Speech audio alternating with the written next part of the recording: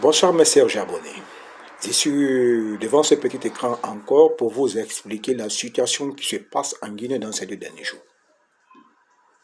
Il s'agit d'une situation cette fois-ci économique, pas politique, mais politico-économique, j'allais dire ainsi. Aujourd'hui, je vais vous expliquer le décryptage d'un fameux détournement de 200 millions de francs guinéens, soit environ 20 millions d'euros. Qui est accusé dans ce détournement, dans ce fameux détournement, je dis bien. C'est Madame la ministre actuelle de l'enseignement technique et de la formation professionnelle. Je dis bien, l'enseignement technique et de la formation professionnelle. Donc, Madame Dramé Jenabo. Cette dame vient d'être nommée à ce poste il y a environ juste quelques mois. Parce que elle a été promise à ce poste au mois de juin, effectivement, 2020. Pour une petite histoire concernant cette dame, je vous explique. En 2010, quand Alpha Condé a été élu président démocratiquement élu en République de Guinée, il a lancé un concours de recrutement des jeunes cadres, parce que quelqu'un qui a fini les universités est considéré comme étant un jeune cadre. Je me fais comprendre, je pense.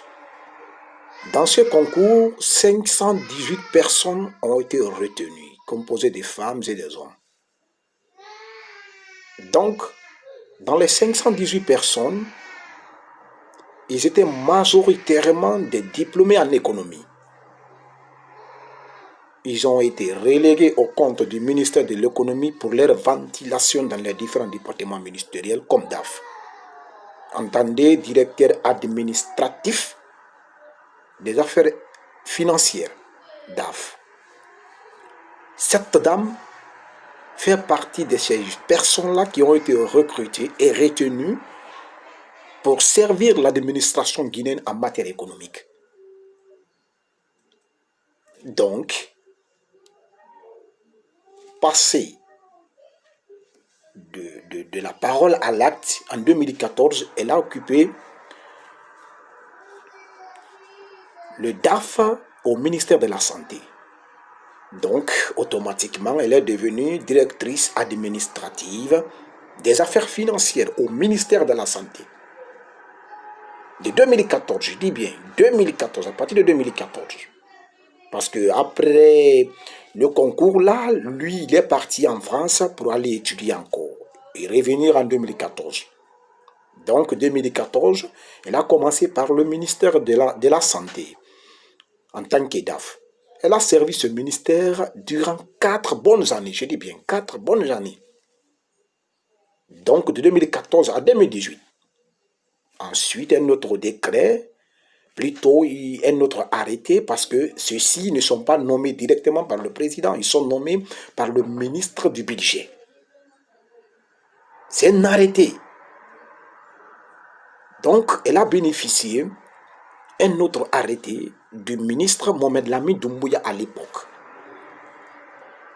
Donc, 2014, DAF au ministère de la Santé. 4 ans après, 2018, au ministère de l'Agriculture. À l'époque, c'est Kirdi Bangoura qui était le ministre par intérim de l'Agriculture. Donc, elle a servi de 2014, de 2018, du moins, jusqu'à sa nomination à la tête du ministère de la formation professionnelle, à la tête du ministère de la formation professionnelle, c'est-à-dire de l'emploi, de la formation technique. Je dis bien, de la formation technique. Donc, elle a servi encore de ce côté, ministère de l'Agriculture, durant 2 bonnes années. Ce qui fait en tant que DAF, elle a travaillé pendant 6 bonnes années, je dis bien. Pendant 6 bonnes années. Maintenant, le fameux détournement de fonds publics qui lui a été étiqueté, parce que j'allais dire comme ça. Parce que la justice est là, la justice économique est au pays, donc à chacun, en ce qui le concerne, peut s'occuper du dossier automatiquement pour révéler la vérité au grand public.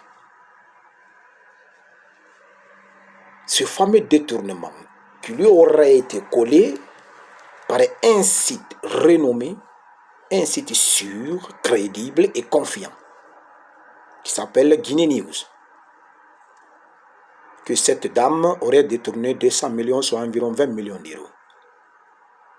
Donc ce n'est pas un détournement qui a été fait en 2 jours ou en une seule journée, non. Depuis qu'elle a commencé à gérer en tant que DAF, jusqu'actuellement ministre, c'est ce montant-là qui lui aurait été collé. Donc, on ne peut pas rentrer dans les détails parce que je pense que les Guinéens ont écouté les médias de la place, ont aussi s'intéresser au Twitter et Facebook, donc les informations circulent pour raccourcir le temps. Maintenant, la nuit d'hier, le gouvernement sort en menaçant même les médias qui font écho de cette information, en les menaçant de poursuite, en disant également dans leur communiqué, après le conseil des ministres, parce que hier c'était jeudi, présidé par le président même, Alpha Condé. Ils sortent un communiqué, ils disent, bon, dans ces 2 derniers jours, on a remarqué une fausse information accusant une ministre de la République en fonction d'un détournement des deniers publics estimé à une valeur de 200 millions de francs guinéens, ce qui est archi faux. Ça, c'est le communiqué du gouvernement. Dans un pays normal,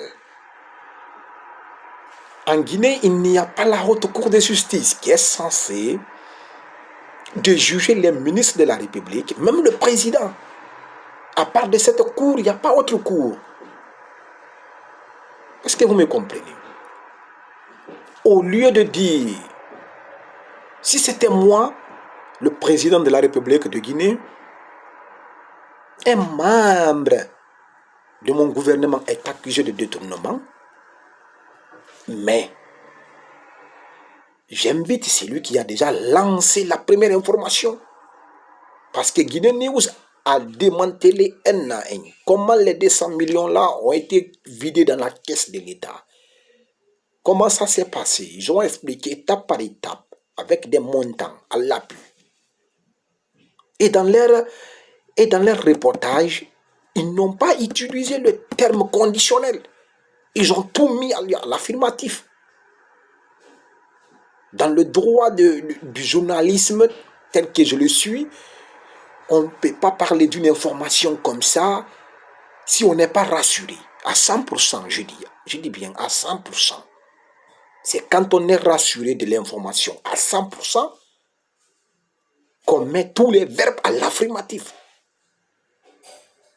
Si on n'est pas sûr des informations, mais on les met au conditionnel. Il se peut que demain tu dis que bon, je l'ai mis au conditionnel, maintenant les données ont changé, voici le résultat. Ou voici l'assaut final. C'est comme ça en termes journalistiques. Mais le journaliste a écrit tout à l'affirmatif. Chose qui est claire. Le président, normalement, devrait convoquer ce journaliste ou bien ce site d'information pour lui demander des explications. Des explications supplémentaires pour pouvoir comprendre comment ceux-là ont traité ce dossier. Mais ils n'ont pas fait ceci. Ils ont tout démenti. C'est comme si ce cas-là n'existait pas. Alors que nous le savons, en Guinée, il y a eu multiples cas de détournement qui n'ont jamais été connus du grand public, qui n'ont jamais été jugés, qui n'ont jamais été poursuivis. Ça n'a pas été fait, ni par le Premier ministre, ni par le gouvernement entier, ni par le président. Ça n'a pas été fait. On a juste entendu quelques-uns, comme Paul Moussa Diawara, que lui, il a détourné plus d'une somme de 50 milliards de francs guinéens comme ça. Condamné, mais il n'est jamais allé en prison. Il a battu plutôt campagne pour le 3e mandat pour Alpha Condé et le gouvernement entier. Autre fait encore, un autre directeur de la Lonagitam aussi a été inculpé pour un détournement des deniers publics. Mais jusqu'à maintenant, aucun jugement n'a été fait, rien n'a été dit. Voilà comment fonctionne l'État guinéen. Voilà comment fonctionne l'administration d'Alpha Condé. Le gouvernement, après le Conseil des ministres, devrait plutôt rassurer le public. On a entendu ce qui s'est passé. Voilà les chemins à parcourir pour aboutir à la raison, pour aboutir à la vérité. Voici les étapes à suivre. Même si ça ne suit pas d'effet, parce qu'on sait que le gouvernement est moribond, le gouvernement est incapable, mais ça peut rassurer la population, ça peut rassurer, et même c'est un classique du pouvoir que cette fois-ci, ce qu'Alpha a dit, il est en train de l'appliquer sur le terrain.